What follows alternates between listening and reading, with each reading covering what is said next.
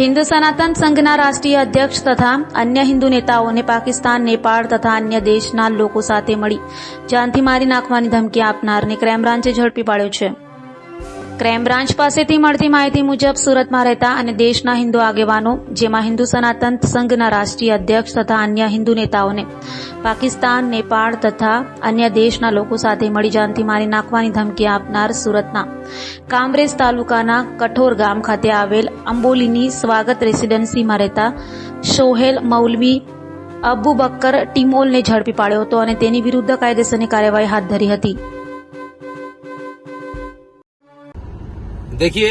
मैं उपदेश राणा, सनातन संघ चेयरमैन, पिछले काफी समय से या यूं कहिए कि 2019 से जब कमलेश तिवारी जी की हत्या हुई थी, जब इनपुट था कि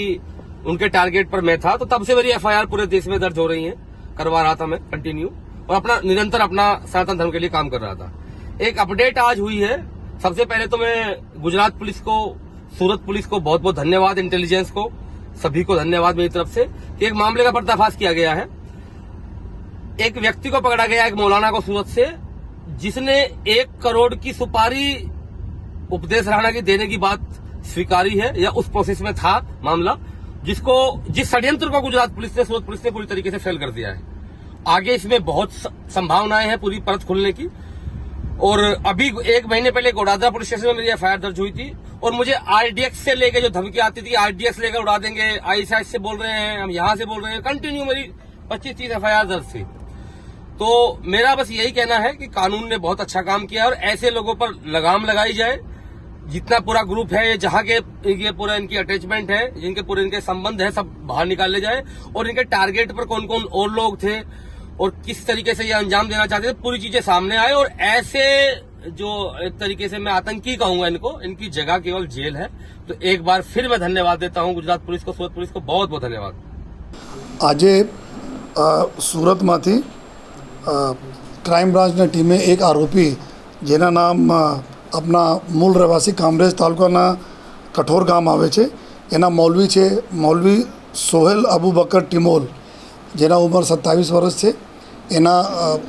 डिटेन करा। एक बातमी थी कि कोई एंटी नेशनल एक्टिविटी में आ मानस जो थोड़ा एक्टिव है, एना जयरे डिटेन करा पछी जो एना पासे थी मोबाइल फोन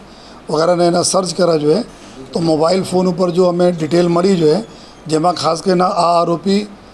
ના પાકિસ્તાનના નંબરો સાથે, ત્યાં નેપાળના નંબરો સાથે અને બીજા અન્ય દેશોના નંબરો સાથે આ વર્ચ્યુઅલ નંબર સાથે જો લાઓસ દેશના એક નંબર મેળવીને એના સાથે આ કનેક્ટેડ હતા જો જેમાં ખાસ કરીને એના ટાર્ગેટ તરીકે જો હિન્દુ સનાતન સંઘના રાષ્ટ્રીય અધ્યક્ષ જો આપણા સુરતમાં રહે છે ઉપદેશ રાણા, એના મારવા માટે જો એના પૂરા એના પ્લાનિંગ અને એના માટે જો 1 કરોડ રૂપિયા આપવા માટે જો आ जो व्यवस्था करवा माटे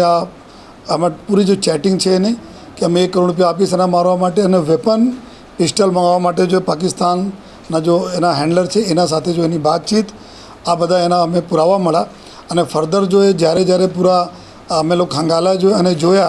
मोबाइल में, तो मोबाइल में घणी बधी एवी डिटेलो मળી जो है कि जेमां आ लोको आ उपदेश राणाना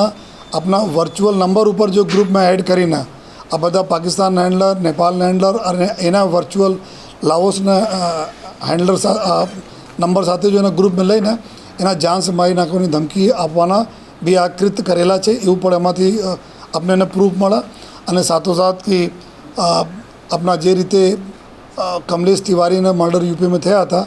आ ज रीते तमारा साथे भी थशे जो है आ प्रकारनी धमकीओ आपवामां आवी। अने साथोसाथ जो एना ग्रुपमांथी अमुक जो अमे लोकोने फोटोग्राफ्स अने नामों मळ्या, जेमां नुपुर शर्माना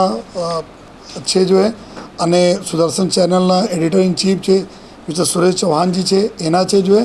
अने हैदराबाद हिंदुवादी अपना एमएलए है राजा सिंह जी जो है। आ बधा लोकोने भी नाम अने प्लानिंग कि एना भी धमकी आपीने एना भी टार्गेट करवानी जो है कई रीते करिए जो आ बधा भी चैटिंगों आमां एना साथे मळ्या छे अने कॉल्स ने भी डिटेल मळ्या छे जो आ रीते जो कॉल करता होय छे। तो आ डिटेल पछी जो है आ जो कठोर गामना वतनी है, अहींया अपना एक फैक्टरी में जो है लसकाणा डायमंड नगर खाते एक धागानो फैक्टरी आवे छे,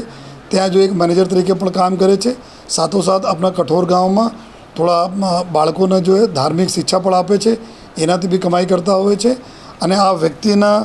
પાસેથી જેટલા ફર્ધર અમે ડિટેલ અત્યારે અમે સર્ચ કરીએ છીએ જોઈએ અને એના જો કેટલા લોકોના આ જો ટાર્ગેટ કરતા હતા અને એવું પણ સ્પેસિફિક બતાવે છે કે આપણા એક ટાર્ગેટ આપણા ગુજરાતમાં છે જેના તાત્કાલિક આપણા